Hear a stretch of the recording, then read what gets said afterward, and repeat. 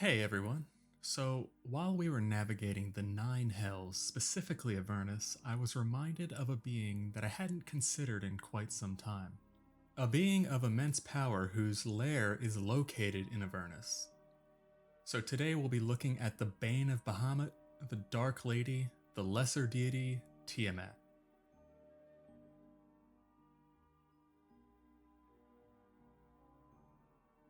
Tiamat is the evil dragon goddess of greed, queen of evil dragons, and for a time even a reluctant servant of the god Bane and later Asmodeus.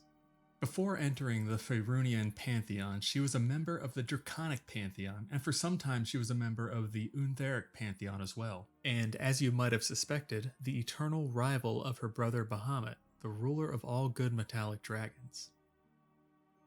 Tiamat is a unique chromatic dragon who has one head for each primary color of the most common species of chromatics. That being black, blue, green, red, and white in no particular order. Each head is able to operate entirely independently of each other and has the powers of a member of that specific race of dragon kind. For example, her red head would have the traits you'd find among red dragons. It should be noted, though, that her body also has traits common with wyverns, including a long tail tipped with a venomous stinger. Tiamat also has three main avatars. The Dark Lady is a woman with long hair and completely black eyes. She also wears a set of dark robes and frequently has a seductive smile on her face. The chromatic dragon is a dragon with stubby legs and 5 heads that can be any combination of head belonging to a chromatic dragon. The skin of each merged into 3 stripes, bluish green, gray, and purple, before they merged again into brown skin that covers her tail. And then you have the Undying Queen, which was just a Draco Lich version of the chromatic dragon. Moving on to Tiamat's character, Tiamat is an angry, greedy, and hateful being who never forgives any kind of slight, and is focused solely on obtaining more power and wealth. She disdains mortals, regarding them as mere disposable tools in her schemes. However, when it suits her, she can be rather charming, but her self-serving personality betrays her sooner or later. She does, however unsurprisingly, enjoy the company of dragons, and has had many great worm consorts of the chromatic varieties.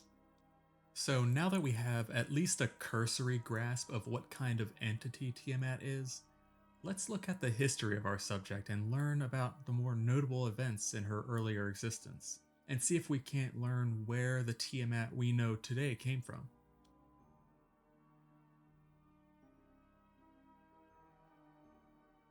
So, for years, sages have debated whether Tiamat actually was a deity or not. Many believe she's the archetype of evil dragon kind, or even a mortal dragon so powerful that chromatic dragons revered her as their queen and creator. Whatever she is, sages know for certain that she's undoubtedly powerful and worshipped by evil dragons as a goddess. The fact is that Tiamat is actually a goddess. She came into existence alongside the rest of the Draconic pantheon when the first dragons were born. Her origins are highly conflicting, however, as there are many accounts of how she came into being. In the more commonly accepted traditions here in Toril, she was the daughter of Io and sister of Bahamut, while in the myths of the Dragonborn of Abir, Bahamut and Tiamat were born from the sundered corpse of Io when Io was killed in the Dawn War.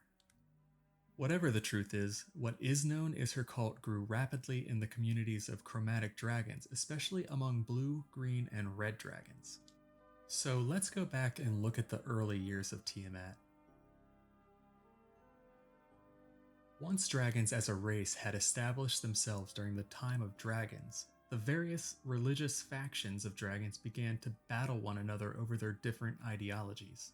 Over time, their religious fervor waned, and draconic philosophers came to the conclusion that gods who allowed such behavior were not worthy of their worship. This then started the draconic apathy towards their gods, which lasted for thousands of years. However, the hatred between Tiamat, Bahamut, and their followers was so intense they flatly refused to stop fighting. This conflict became known as the Dragonfall War, and during the first years, Tiamat attempted to wipe out the followers of Bahamut using aberrant creatures known as the Spawn of Tiamat. So then the war waxed and waned in intensity, and during this time the Untheric Empire began, and with it, their pantheon as well. Tiamat became one of their deities by using a three-headed aspect. Her purpose was to, ostensibly, be the chaotic counterbalance to the other Untheric gods of order. However, over time she grew too strong to be considered an even balance to the other gods in the pantheon. Now that both Bahamut and Tiamat had humanoid worshippers, though, the Dragonfall War entered a new period of intensity. They fought constantly, with neither being able to gain the upper hand permanently. Then, in an epic battle during the Orc Gate Wars, known as the Battle of the Gods, Tiamat and Bahamut clashed and they slew one another simultaneously.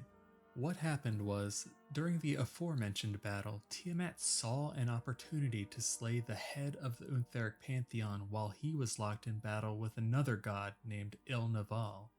However, on her way to do the deed, Bahamut intercepted her and they clashed in battle, eventually both falling to one another at the same time. And with both of their Untheric aspects dead, they were both stripped of their divine power, with our subject being reduced to the status of an archfiend. So with her new demotion to archfiend, she was then given rulership of Avernus by Asmodeus. Her job was to prevent outcast devils on that lair from becoming a threat, but she performed so poorly that Asmodeus demoted her. However, knowing her failure was not deliberate, Asmodeus decided to allow Tiamat to remain in Avernus unpunished. The only caveat being that she would guard the main gate to the second lair of the Nine Hells, Dis.